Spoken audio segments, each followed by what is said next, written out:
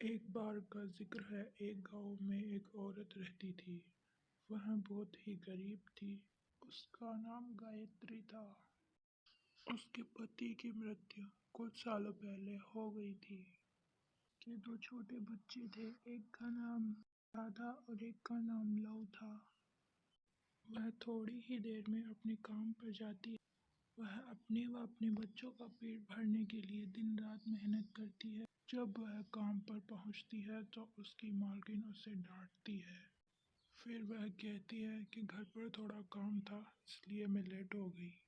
अपने काम पर लग जाती है। काम से घर लौटते समय अपने बच्चों के लिए कुछ लेती है। मन ही मन बातें करते हुए अपने घर की ओर चली जाती है और घर जाते हुए देखती है कि गांव में कुछ हो रहा है। जब वो वहां पर जाती है तो देखती है कि वहां पर सिलाई के लिए कुछ बात चल रही है। तो वह सोचती है, सिलाई तो मुझे भी पसंद है और मैं भी यह काम करना चाहती हूँ। तो वह घर जाकर सिलाई के बारे में सोचती है।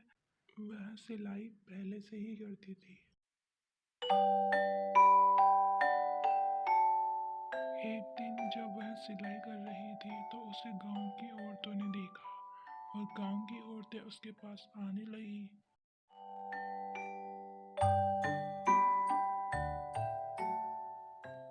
इसी तरह गायत्री ने अपना काम जारी रखा और सभी महिलाएं उसके पास आने लगी। एक एक करके सभी महिलाएं उससे जुड़ गई।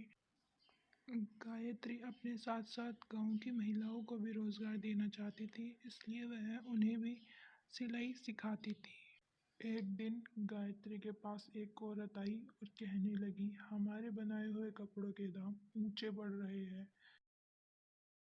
एक दिन गायत्री के पास एक फैशन डिजाइनर आती है और वह गायत्री को एक बड़ा ऑफर देती है, जिससे गायत्री ने अपनी खुद की कपड़ों की दुकान ओपन कर ली थी। इसी तरह गायत्री अपने मकसद में कामयाब। गायत्री ने अपने खुद का एक घर ले लिया था और वह बहुत खुश थी। इसलिए कहते हैं, मेहनत का फल हमेशा मीठा ही होता है।